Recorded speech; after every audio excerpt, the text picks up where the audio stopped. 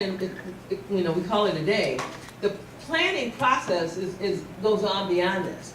But in the essence of time, if we were just going to focus on the SWOT, I assure you, the RFP that you're going to respond to is going to touch on some of this. And so all of the other things that come along with the process where you're going to identify critical issues and priorities and come up with goals and strategies, in an RFP, they're telling you what they want. So whether you have other goals or not, if you want their money, the goals are usually what they have defined. And so it's not to say that it's going to be a departure from your strategic plan, but you have to make sure that there is an alignment between what and how your organization is structured and what you're responding to in terms of the opportunity. And I can't do it any other way to give you an example. I learned this the hard way. I wrote a grant for an organization, and my attitude is when I write to win. So can you handle this amount of money? Because this is about $5 million. I'm like, can you handle this amount of money? They're like, yeah. I'm like, can you follow the instructions once you get the money? And they're like, yeah, we can do it. Wrote the grant, they got $5 million, okay? Within maybe 3 weeks later, I wrote another grant for them, they got $3 million. Okay, so that was what? 8 million, thank you. 8 million in a matter of probably a month, right? But there were very specific things that I put in the proposal that they needed to do in terms of hiring. People had to have certain certifications and all of that kind of stuff, right? And I'm like, and you understand how to manage money? And they were like, yeah, we got you covered. Okay, they get the money. I go away, I come back, how's it going? Well, we got a little problem. And I'm looking around and I'm like, first of all, who are all these people? The proposal said 15 people. You're at 52. And then I said, help me understand. So I know at least a good chunk of the 15 had to have master's degree to do this work, because it was really technical. Oh no, we didn't do any master's degree. No. Okay, bachelor's? No, we didn't do any bachelor's. They graduated from high school. Okay. Where did they come from? Well, I reached out to my church. They were all from the church, right? But what struck me was, so how much money was that? 8 million?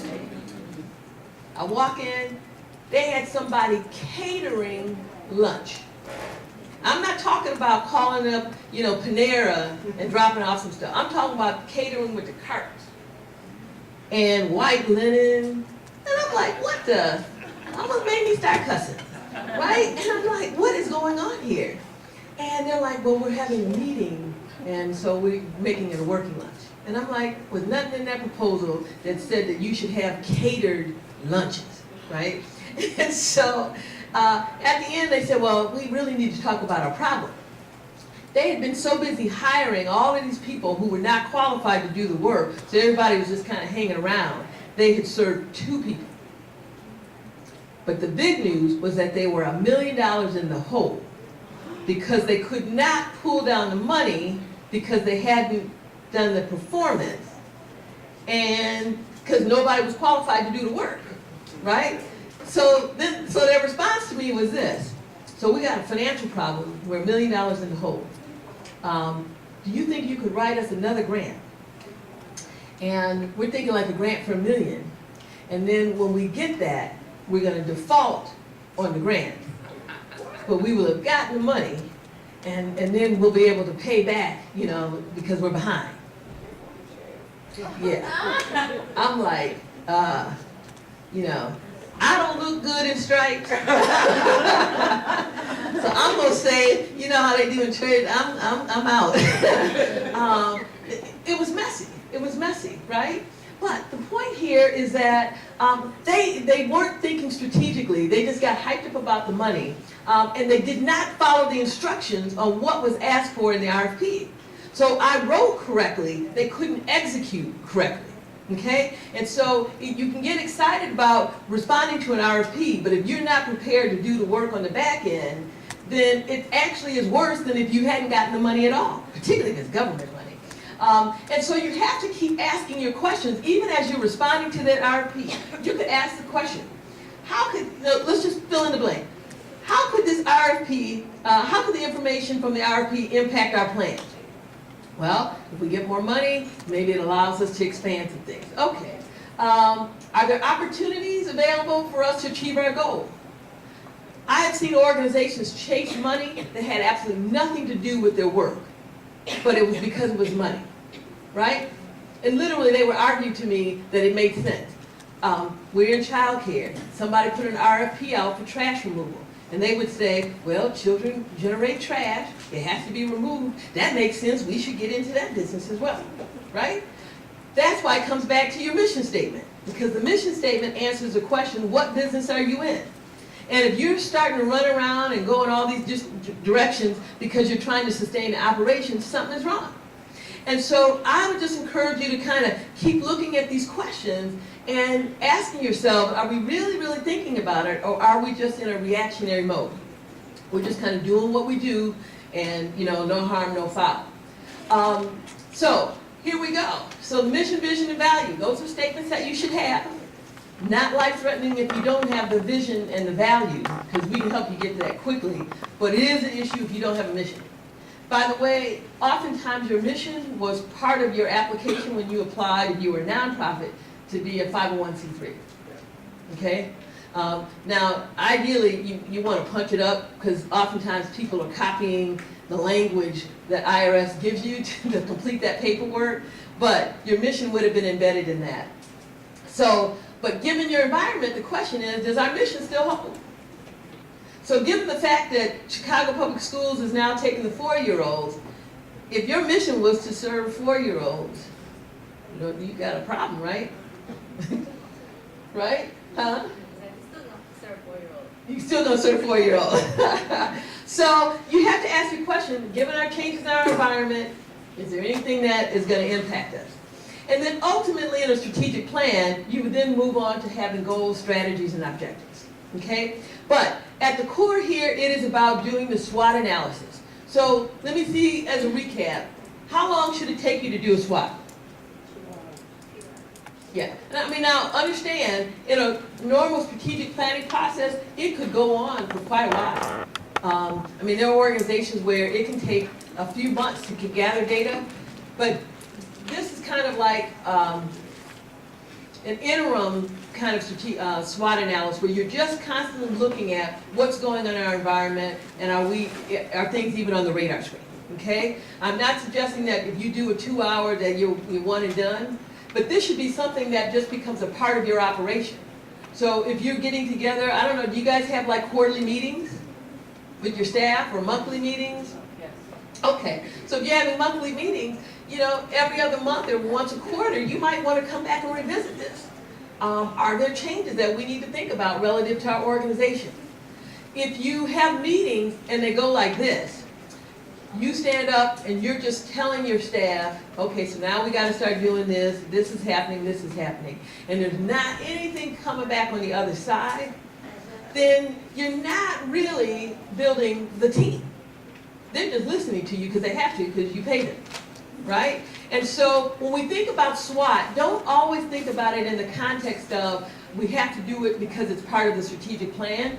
Think about it as this is a tool that I can make sure that we are being proactive and being visionary about what's happening in our environment, and that we can adjust our strategies to be responsive to what's happening, okay? And so this is something that can be ongoing in your organization. Now, so how many of you do something like this now? Okay, okay. Yes? Can we, because we seem to have a problem with, they'll talk privately, but we have to, can you do this like in an anonymous way, and then like with Post-its, and then Yes. let's bring it back together? Yes. And do it that way. I think it might, to get the back and forth happening, because there's not a lot of back coming at us. We have a lot of forth going out there. Okay, yes. So people, particularly if this is new to your organization, you may want to do things anonymously. I've had people who in a meeting will say something very definitive, And then I'll say, you know what, I'm just gonna send out an anonymous survey. And I've literally had people on the survey write back, are you sure this is anonymous? Right? And so then I'll send back a note, yep, this is gonna be anonymous. Oh, so, okay. And then they're like, wow, so here's the real deal, right? But they don't feel comfortable sharing all of that in an open setting. And so if you've not nurtured that kind of an environment within your organization, if it's really about, you know, it's me and then you, you're not going to get that in your first round of this. And so the anonymous surveys would be great. You keep them short. You have some questions where they can check off. We don't even do yes, no. Where do I go? Yes, we do. Yes, we agree. We somewhat agree. We're not sure, or we need help. Okay? I mean, but you keep the responses light like that, right? And then you allow for open answered questions. 3 powerful open answered questions that you could ask your staff, your board, would be, what should we start doing? What should we stop doing? And what should we continue doing? Okay? Start, stop, and continue. And it is amazing when in an online survey, what people will write in that space. So you just, please tell us what you think we should start doing. Open space, okay? And it comes back anonymous, and then when you share the report, and I just did this the other day with a group, and they immediately started trying to tag who gave the response. And I'm like, what difference does it make, right?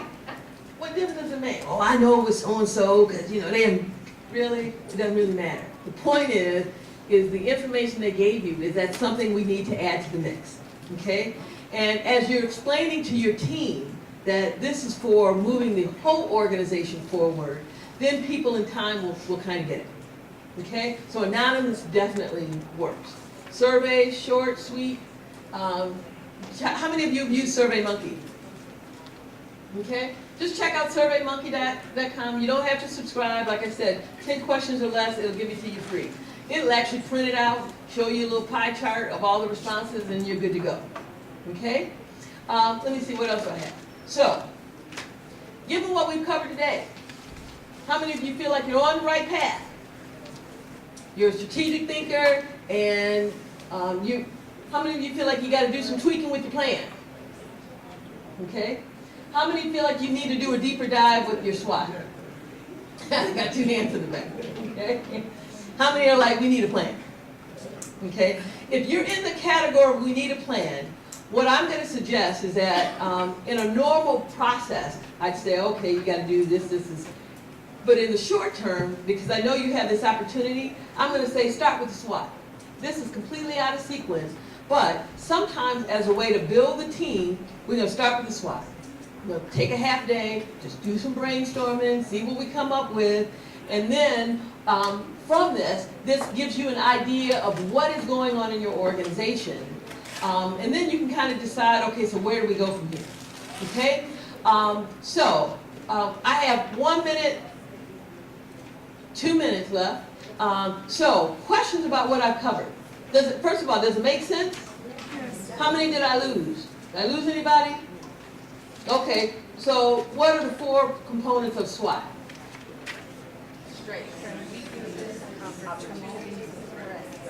Okay. What does strength and weakness pertain to? Internal. And opportunities and threats? External. What's most important, vision, mission, or value statement? And how many again have a mission statement?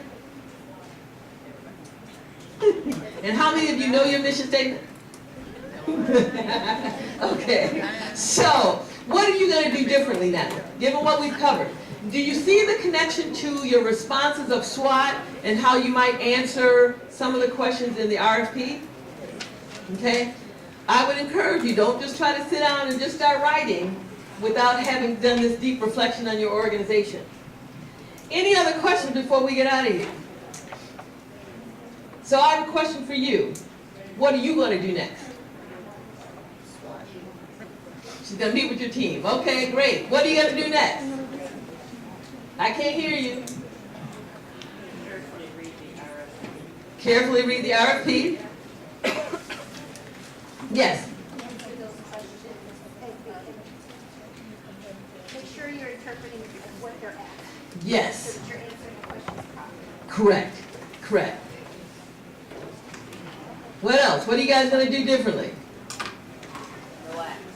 Relax? Okay, yeah.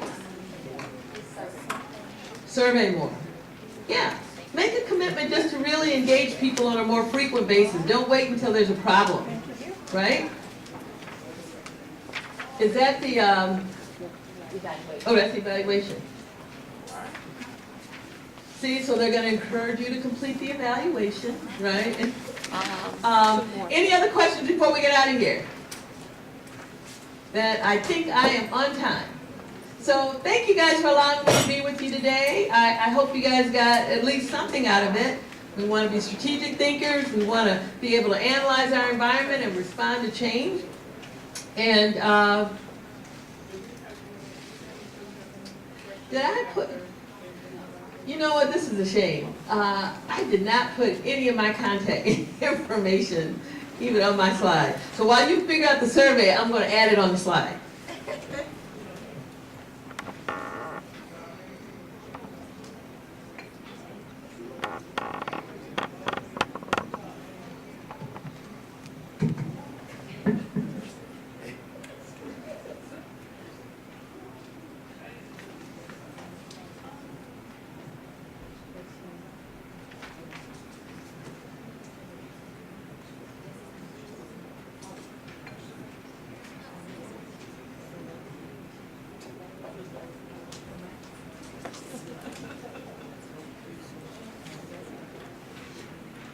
So while Alyson is working on pulling up the information, it's lunchtime now, and we're going to break for lunch and return at 12:30, and that's when the afternoon sessions will begin. I know some of you were not here for the earlier sessions, so just so you know, if you take a look at your schedule, the session working